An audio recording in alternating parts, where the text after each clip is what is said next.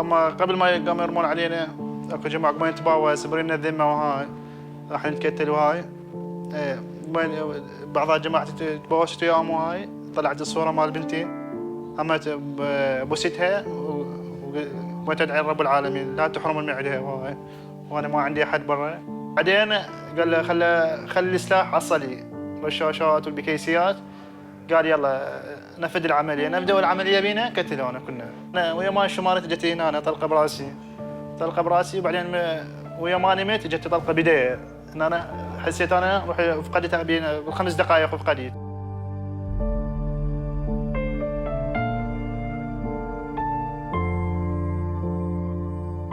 La situación de Buenaventura en sus barrios es de mucho miedo, de mucha violencia, de mucho temor. Pues mi hijo hoy está cumpliendo 4 años desaparecido y hasta ahora no hemos sabido nada de él. En esta región, Buenaventura Pacífico, ¿sí? No tenemos esperanza.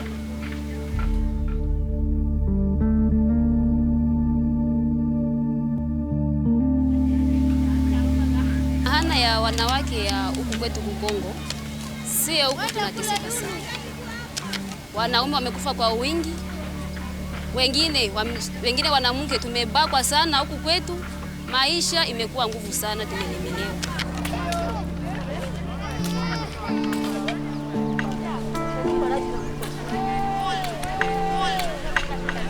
Ile kitendo walinitendea nilitia bunga shule.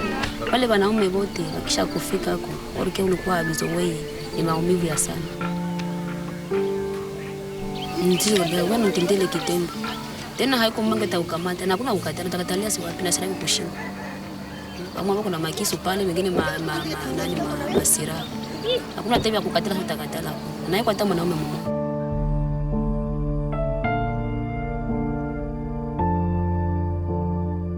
뒤에다 이렇게 손 이렇게 하고 무릎 꿇고 이렇게 하고 앉으면 대가리 이거 들고 아가리 벌리라고 한단 말이에요. 그렇게 하면 거기다가 가래점 탁 받아주는데 거기서 소리 없이 그저 꿀꺽 하고 넘기면 매 안 맞고 자기도 모르게 막 뜨끈뜨끈한 게 이게 입에 들어오면 막 나도 모르게 구역질하면 거기서 그저 있는 매 없는 매 막 때리고 맞아야 된단 말이에요. 그러니까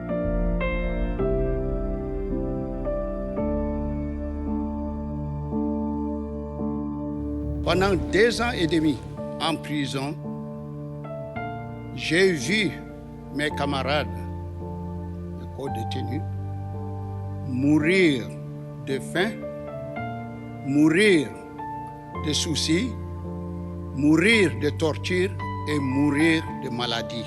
Du fond de ma cellule, j'ai juré devant Dieu de lutter pour la justice si je m'en sortais vivant.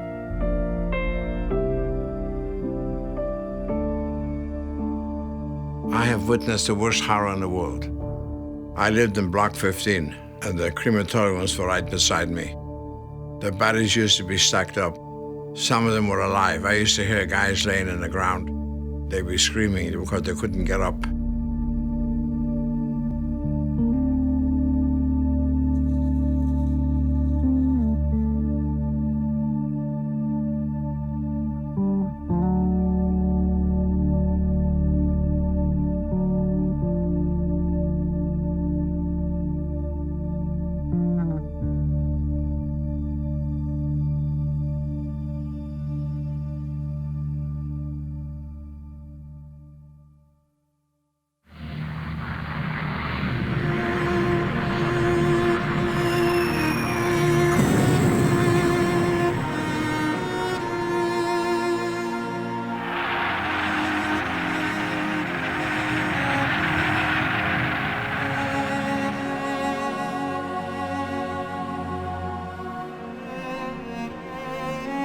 Well, my childhood story goes back all the way to 1939, when the Germans invaded Poland.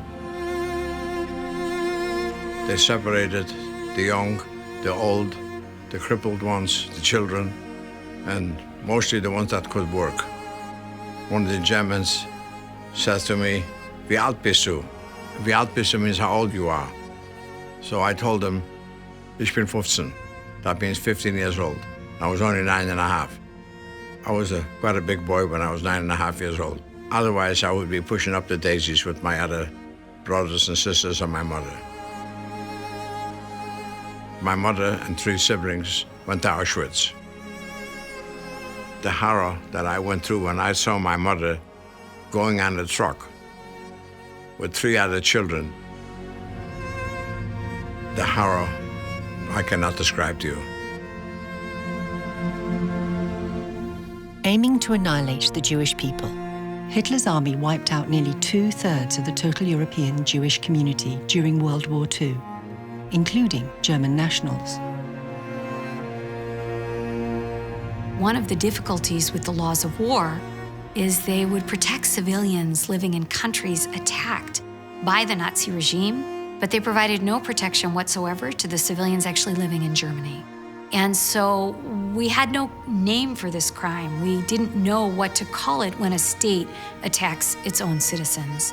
And the drafters of the Nuremberg Charter in London in 1945 hit upon this name of crimes against humanity, so that we had some criminal offense that made it a crime not only to kill the civilians in attacked areas of the world, but in the country that shared the nationality of the perpetrator. And that was revolutionary. Crimes against humanity have been with us for some decades, since before the Nuremberg trials, but they have been defined today as huge crimes in which crimes such as violations, such as murder, extermination, torture, rape, are used specifically against a civilian population. So it's a huge crime. It's not individual acts of these crimes.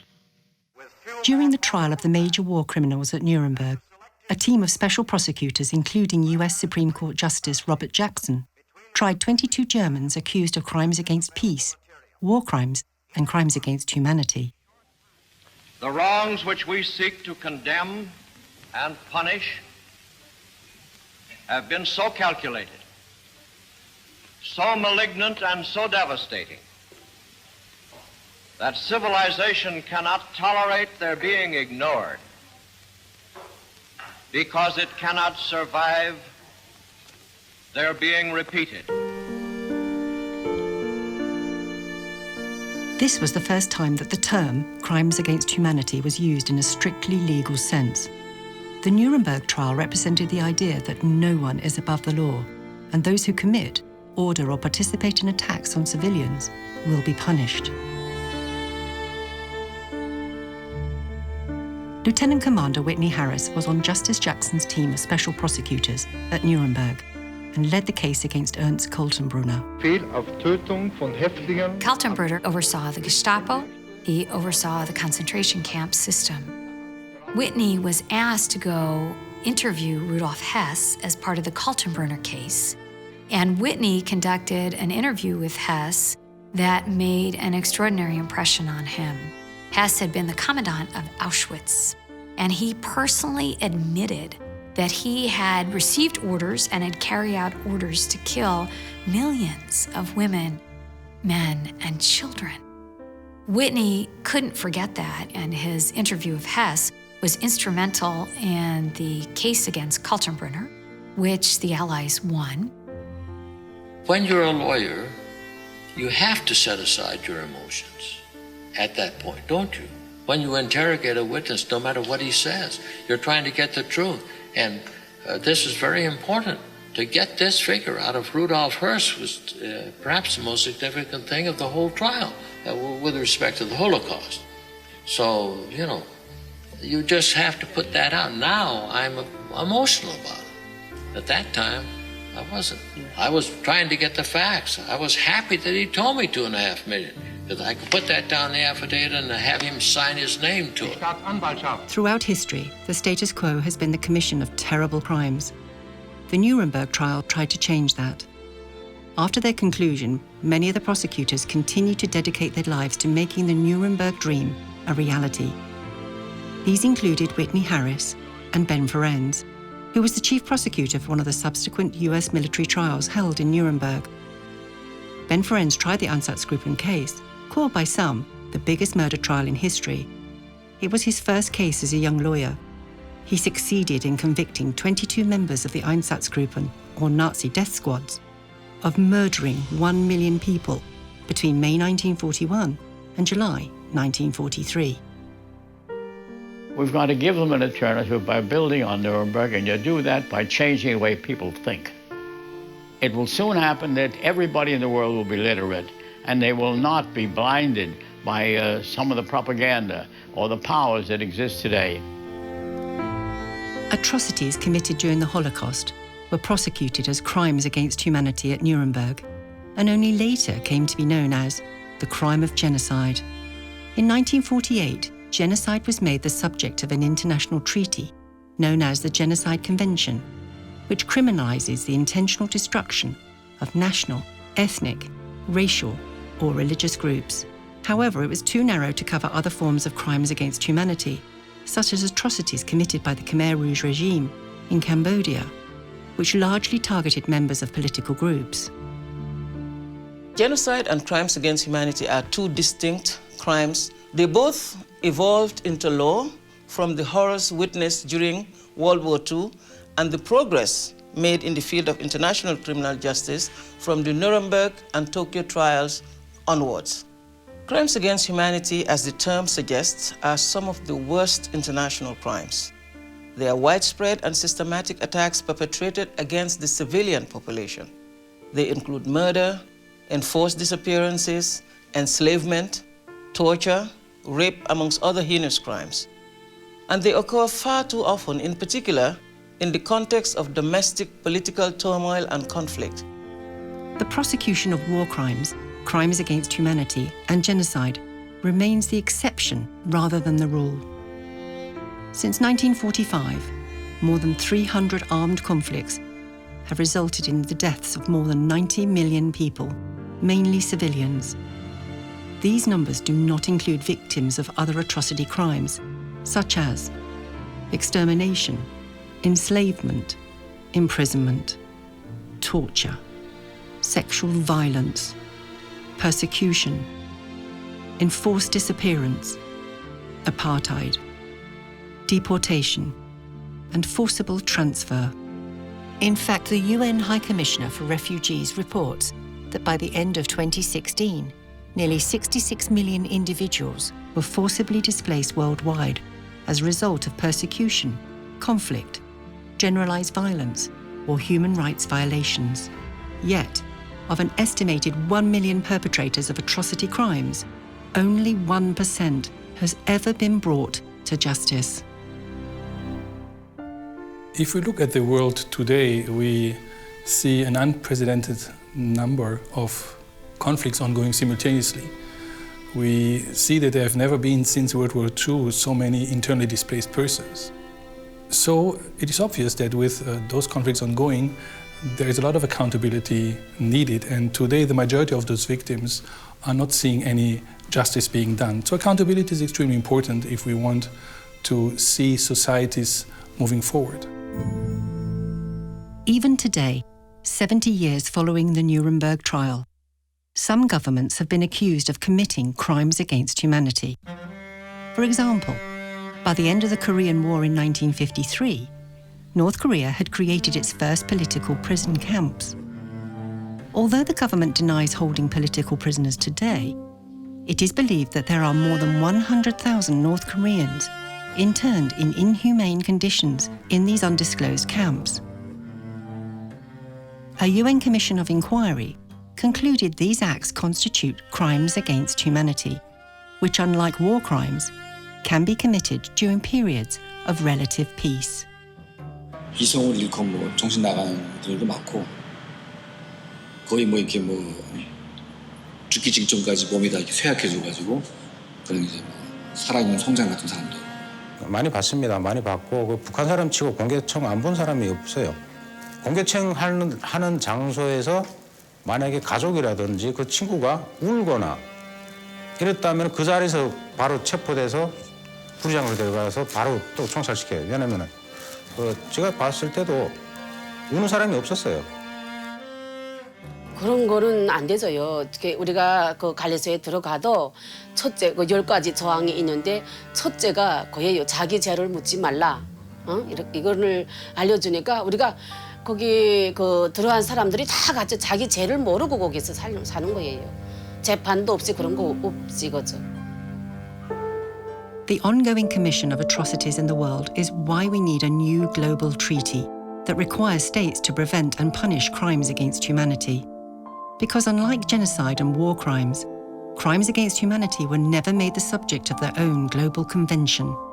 If you look at the core crimes that were defined in Nuremberg, we have global treaties for war crimes, for example. We have a global treaty for genocide, but we don't have it for crimes against humanity. So I think it's very important that all states realize that these are the core crimes that need to have to be given the same treatment. This either extradite or prosecute aspect of it, the obligation to enact domestic legislation on crimes against humanity.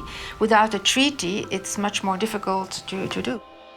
Only when states fully take on their responsibilities will we succeed in our collective endeavor to bring justice and accountability for victims of atrocity crimes, including crimes against humanity. A tailored treaty on crimes against humanity which enhances complementarity and advances the goals of the Rome Statute should be positively considered. There were very few jurisdictions, if any, until recent years that had domestic jurisdiction over crimes against humanity. This was really something new at Nuremberg, and there was this gap of almost half a century before the Yugoslavia Tribunal was set up by the Security Council. But countries, nations that adopted domestic legislation to assist the Yugoslavia Tribunal, some of them incorporated crimes against humanity in their domestic law, but very few. In states with relevant domestic legislation, we have seen how critically important building national capacity is to prosecuting international crimes. We have also seen how national prosecutions can change the status quo. The decades-long effort to bring Chilean dictator Augusto Pinochet to justice was successful when the British House of Lords held that he could be extradited to Spain to face charges of torture committed during his regime.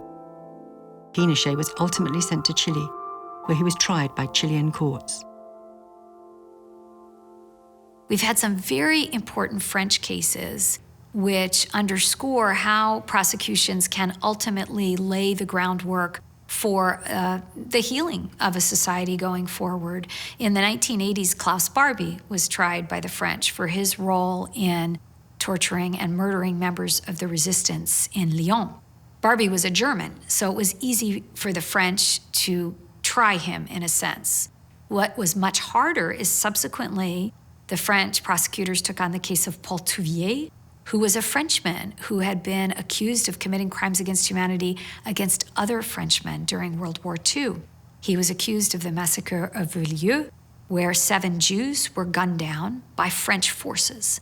Ultimately, he was convicted of crimes against humanity.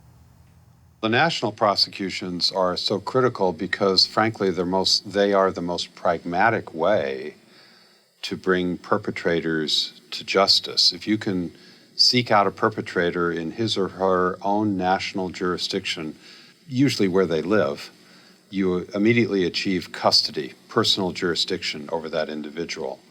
And so just from a very pragmatic point of view, you want to make sure that you have the capacity within national legal systems to prosecute crimes against humanity, because typically that's where you're going to have the best shot at achieving custody and ultimately a trial over a perpetrator, an alleged perpetrator of these crimes. In addition to atrocities committed by states, non-state actors have launched widespread or systematic attacks against civilian populations, committing terrible crimes, including kidnapping, rape, torture, and murder.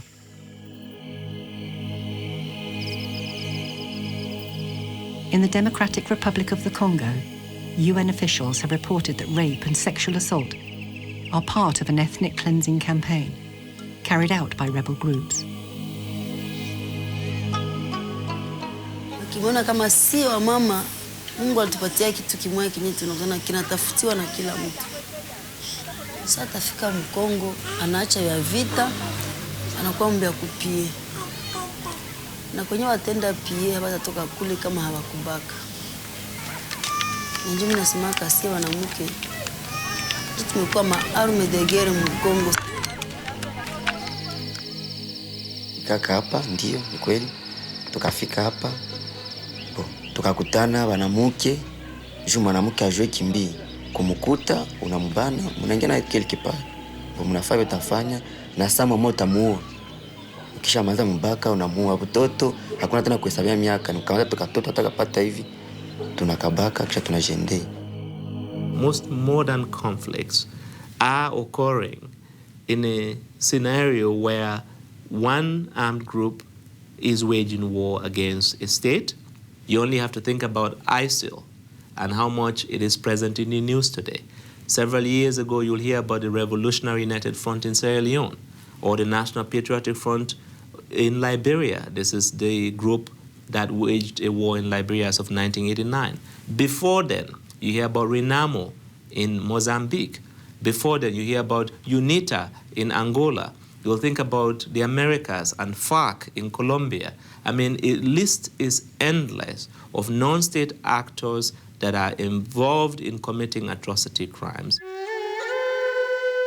Today, in Iraq and Syria, an armed group known as ISIL, or Daesh, is perpetrating atrocities against civilians and even using social media to broadcast its call for followers to commit executions and acts of torture and cruel treatment.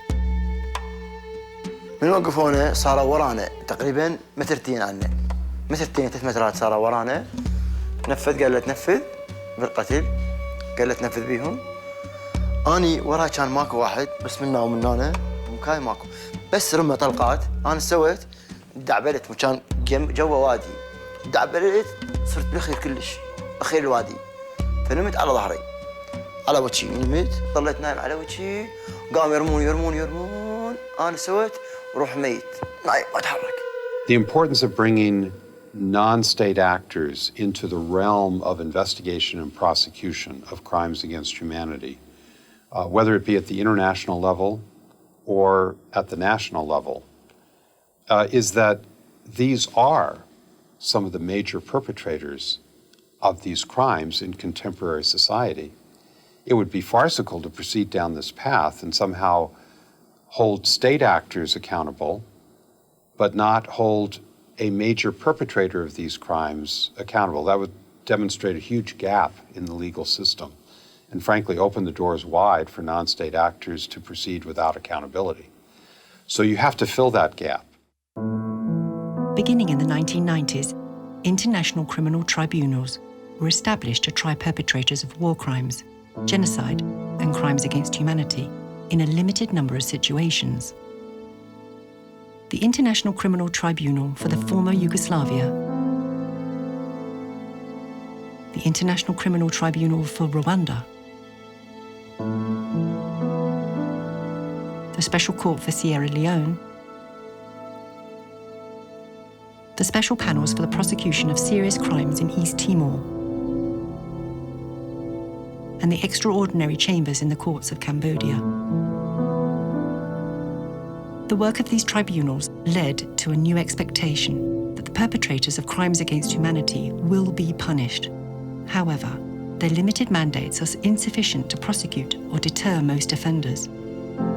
We know that within our domestic experience, in any country in which we may live, the crime rate will generally depend on the efficiency or inefficiency of the criminal justice system, the police and the courts.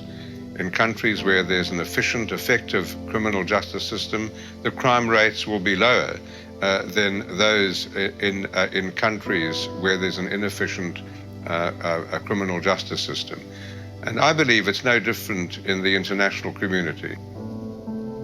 If leaders know that they're likely to be investigated and prosecuted, brought before courts, if they commit crimes against humanity and other international crimes, I cannot believe that at least some of them may be deterred from that course of action. Prosecution alone can never lead to reconciliation. Reconciliation has to come from within a society. But it's really a precondition. If there is no accountability, if those who bear the greatest responsibility have not been indicted, prosecuted, and judged, it's very, very difficult for societies to move forward together. In 1998, with the adoption of the Rome Statute, a permanent international criminal court was established to take on many more situations, giving hope to victims that the age of impunity was over. A huge boost was given by the adoption of the Rome Statute of the International Criminal Court, because it provides the institution for the prosecution of the of crimes against humanity. And it's now fully operational, and it has more than 120 countries who have signed up to the International Criminal Court. While the ICC is still in many ways in its infancy, important empirical research has already emerged suggesting that the prospects of investigation and prosecution in situations where the court has jurisdiction can have a cooling effect on the commission of mass crimes. The Rome Statute defines crimes against humanity, but the International Criminal Court is a court of last resort. Well, the ICC is based on the principle of complementarity. Ideally, the ICC should never act because it's upon states in the first place to apply the convention to prosecute and punish those guilty of crimes against humanity. Under the Rome Statute, however, there is no explicit legal obligation for states parties to adopt domestic implementing legislation with respect to Rome Statute crimes. But of course, that is encouraged. So if this contemplated treaty does so, that would be an important advantage. You want to have buy-in by national governments and it not be seen strictly as an international crime or an international crime that can only be prosecuted before an international tribunal. The best way to achieve this would be before national courts. International criminal courts and tribunals hear cases about the responsibility of individuals, but for there to be effective accountability, states must be held responsible as well. Having a Crimes Against Humanity Convention would achieve a very important sort of foundational step whereby governments have to take note, they have to perform, and if they don't, they can be held to account for it. Following the conflict in the former Yugoslavia, the government of Bosnia brought a case to the International Court of Justice in The Hague, alleging that Serbia was responsible for more than 200,000 deaths, 50,000 rapes, and 2.2 million forcible displacements, all crimes against humanity, if proven. The court held that only one act of genocide had been proven, that in respect of the massacre in 1995 in Srebrenica in Bosnia and Herzegovina. The court indicated that there were serious war crimes committed in other places in Bosnia and Herzegovina where certainly crimes against humanity had been committed. The court had no jurisdiction in respect of crimes against humanity because, as I've said, it was limited by the Genocide Convention. If there was an international convention for crimes against humanity, it would almost certainly also have a jurisdictional provision submitting disputes in respect of crimes against humanity to the International Court of Justice, and that would have been more appropriate. Mungu mnasema kama patapatia malipizi wale wenye walifanya vile. Si aonaka wanasema wamepinire mtu mwenye agresere mwenye alifanya kitendo cha ubakaji wala mwenye aliua mtu wa msanctione, si aonaka. Vraiment uko tuku Kongo haiko. Kati ule mjereuliwa anajua kama kweli kabisa kose mtu wangu bameenda mpatia malipizi. Anabakia ule mgonjwa na wakiuko na mprendre en charge kipsikolojia na unamuonesha kabisa maisha hakutaka samee. Mesa ataona tena ule mwenye alifaa vile. Ini semeni kuteni kwa tembea mwingine. In 2008, a group of committed international experts challenged the status quo. They joined the steering committee of the Crimes Against Humanity initiative, directed by Professor Leila Sadat at Washington University in St. Louis, Missouri. Over the course of 3 years, they held a series of experts' meetings and conferences, during which more than 250 individuals were consulted in the elaboration of a proposed international convention for the prevention and punishment of crimes against humanity. The Harris Institute has historically had a focus on human rights and global justice issues. And in 2007 and 2008, it seemed that the time was right for an initiative like that. The Harris Institute had the technical expertise to undertake a project of this magnitude. And because of the work that had been ongoing of the Institute and its reputation in this field, as well as the reputation of Washington University in St. Louis, the Harris Institute was able to draw upon a vast assortment and array of international experts who could work with the Institute in developing the proposed convention for the prevention and suppression of crimes against humanity. The initiative also explored mechanisms that could be included in a new treaty to help states prevent the commission of crimes against humanity. These could include provisions on state responsibility, capacity building measures, the creation of a treaty monitoring body, education and training programs for military and police, and provisions on interstate cooperation. What we still don't have is a proper treaty that governs the obligations of states between themselves when confronted with perpetrators of crimes against humanity. They have to extradite, they have to share evidence, they have to cooperate in any number of ways. We already have models for such conventions because they also exist for torture and for enforced disappearance, but we don't yet have a general convention for crimes against humanity. If there's a global convention that would exist in addition to the Rome Statute, with perhaps clearer obligations on stage to legislate. The ICC treaty doesn't really explicitly oblige states to do that. The treaty that is now being proposed has that really very clearly set in the treaty. So I think it will be an extra encouragement for member states of the Rome Statute to legislate, and then for those states who, for one or another reason, do not want to join the Rome Statute, they can then have it in their legislation and apply it. In 2010, international law experts, members of civil society, and diplomats met at the Brookings Institution in Washington, D.C. They listened as Whitney Harris, then 97 years old, made this heartfelt plea. Following the trial, Crimes Against Humanity, one of the most revolutionary and important elements of the Nuremberg Charter itself, were never set out in a treaty until the adoption of the International Criminal Court Statute in the summer of 1998. Practically speaking, what that means is that the words uttered after Nuremberg never again have but a hollow significance. Some states have argued that the treaty is superfluous, that we don't need it, because we have the Genocide Convention and we have the Rome Statute for the International Criminal Court. The difficulty with that argument, of course, is that the Genocide Convention only covers genocide. It doesn't cover the wider scope and magnitude of crimes against humanity. As for the International Criminal Court Statute, it only provides a vertical mechanism for investigation and prosecution. And the ICC takes very few cases.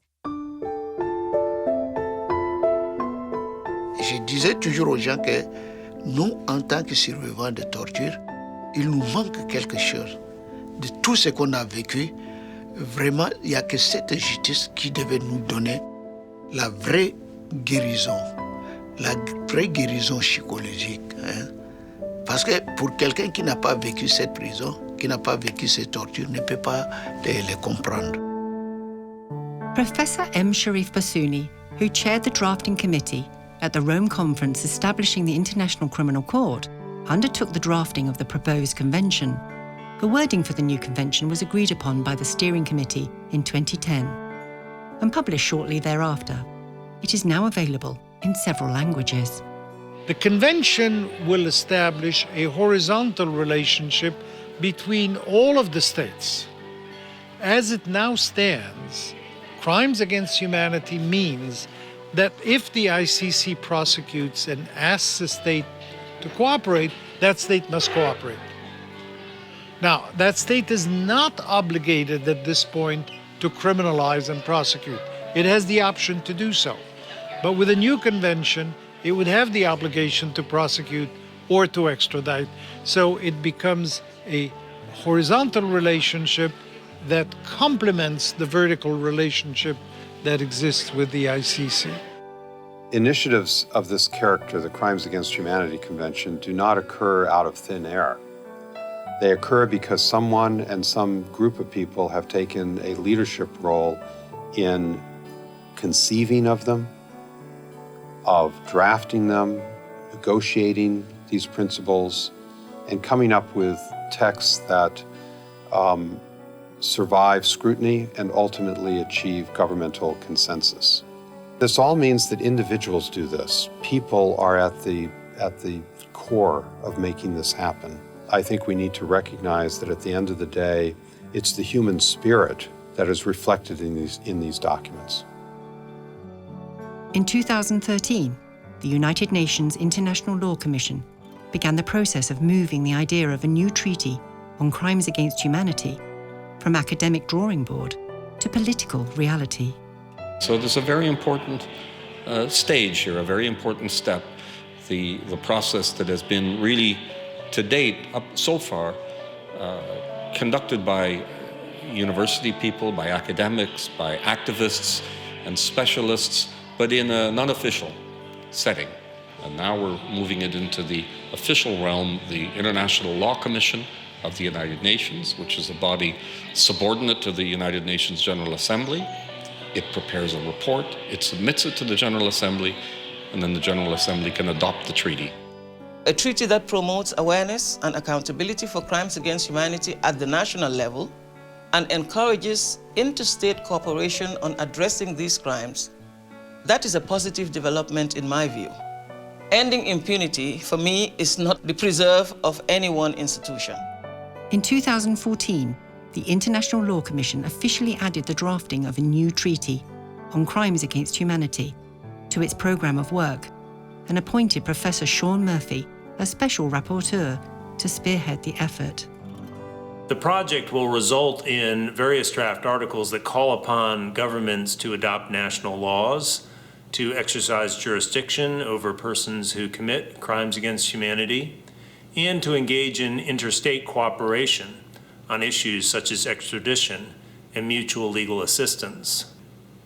The Commission will finish its work in the next 2 or 3 years and send forward to the UN General Assembly draft articles in the hope that the Assembly will then take them up and pursue the matter, hopefully as a new treaty. When that happens, it will be very important for governments to assess the work of the Commission, but also important for others as well. International organizations, non-governmental organizations, and even individuals should make their voices heard. Amnesty International welcomes the development of a Convention on Crimes Against Humanity and has called on the International Law Commission to develop it in accordance with the Rome Statute of the International Criminal Court.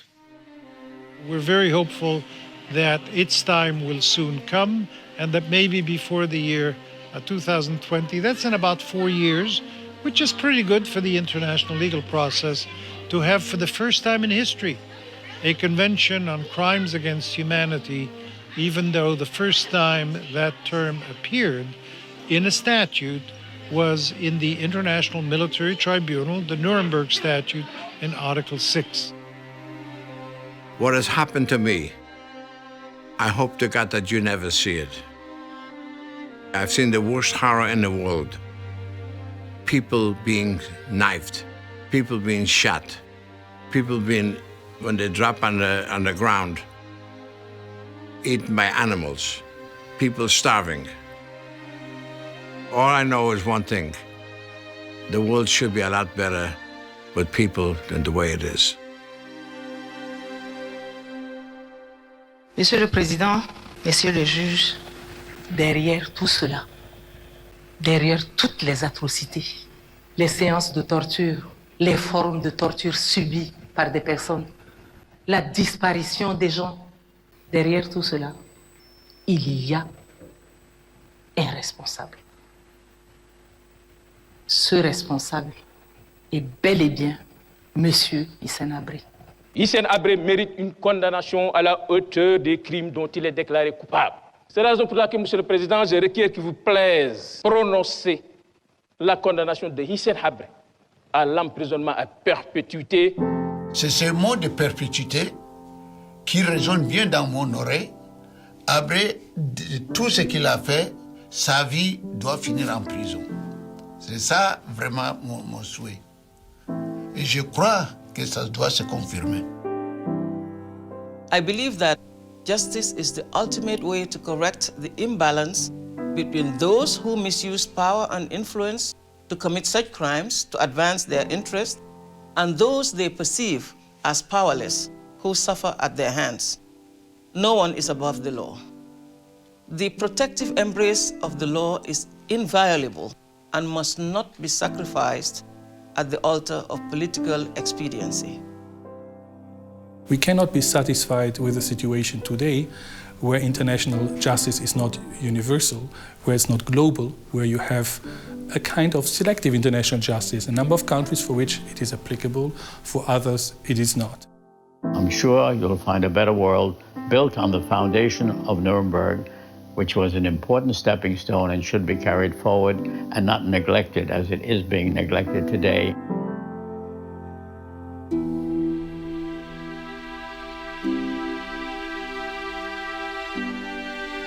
For the victims of crimes against humanity who are patiently waiting for justice, the process takes too long.